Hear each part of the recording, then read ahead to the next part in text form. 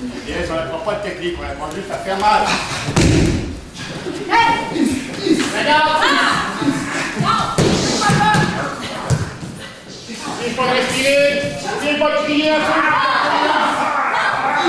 Je t'ai dit de reculer!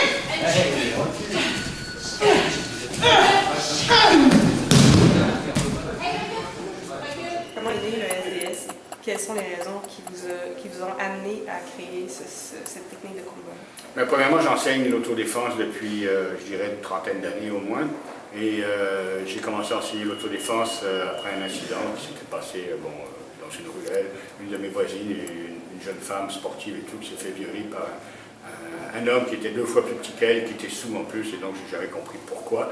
Et c'est là que je me suis penché sur la défense personnelle. J'ai commencé à enseigner la défense personnelle à partir des arts martiaux que je pratiquais, comme tous les professeurs d'arts martiaux.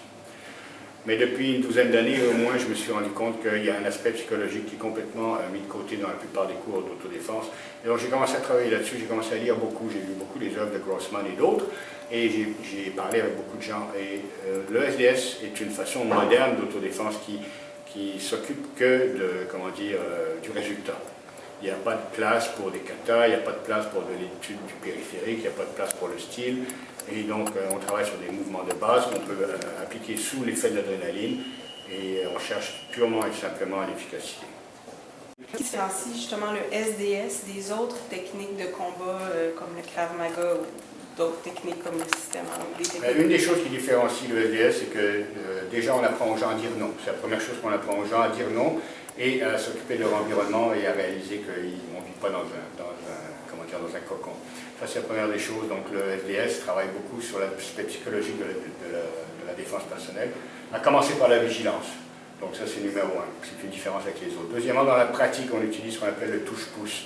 C'est-à-dire qu'on fait toujours les mouvements réellement, de façon réelle, mais on contrôle les frappes et on continue la frappe en poussant, ce qui fait que le partenaire a une réaction qui serait plus ou moins s'apparente à la normalité. Et troisièmement, on travaille beaucoup sur le focus de la cible, c'est-à-dire on choisit la cible qui paye le plus en tout temps. Donc on a des principes qu'on applique qui sont plus importants que les techniques elles-mêmes, et donc on ne retrouve pas ces principes dans plusieurs autres arts martiaux. D'accord. Quand vous parlez de cible, vous parlez de points sensibles Entre dans le autres. corps humain. Okay. En plus de ça, il faut dire que, par exemple, on n'a aucune influence religieuse ou ethnique. Donc on n'a pas d'influence de l'extérieur. Tout ce qu'on fait, c'est vraiment en fonction de l'efficacité. Point à la ligne. Combien de temps d'apprentissage est-il nécessaire pour maîtriser le SDS et quelles sont les aptitudes physiques nécessaires? Les aptitudes physiques nécessaires, il n'y en a pas vraiment. Ce qu'il faut, c'est de la volonté. Je dis toujours aux gens que l'important, c'est ce que vous avez dans la tête. Si vous venez ici avec envie de manger du lion, comme on dit, bien, on va faire quelque chose avec vous. Mais si vous arrivez ici en rampant, ça va être très difficile. Donc, il n'y a pas d'aptitude physique nécessaire pour l'autodéfense. L'autodéfense, c'est quelque chose qui est très bref. C'est quelque chose qui se passe sous l'adrénaline. La seule différence entre quelqu'un en forme et quelqu'un qui ne l'est pas, ça va être le temps de récupération. Donc, il n'y a pas besoin d'être en forme pour faire de l'autodéfense. Et je me plais à dire que déjà après un cours, je vais pouvoir changer votre vie, en tout cas votre perception de la réalité. Et c'est un fait que je suis pas mal persuadé qu'avec tout ce qu'on vous dit, dès le premier cours, vous sortez, vous avez déjà changé. Donc, combien de temps ça prend? Vous voulez dire combien de temps ça prend pour assommer quelqu'un qui veut vous sauter dessus? Ben, pour être efficace dans un combat, si on Eh bien, la question, c'est quoi l'efficacité? Alors, combien de temps ça prend d'abord pour être efficace avant le combat? Donc, savoir reconnaître la situation, savoir dire non, savoir garder sa distance sécurité, puis savoir éviter le combat, c'est le plus long. Apprendre à frapper, à mordre ou à faire quelque chose comme ça, c'est facile.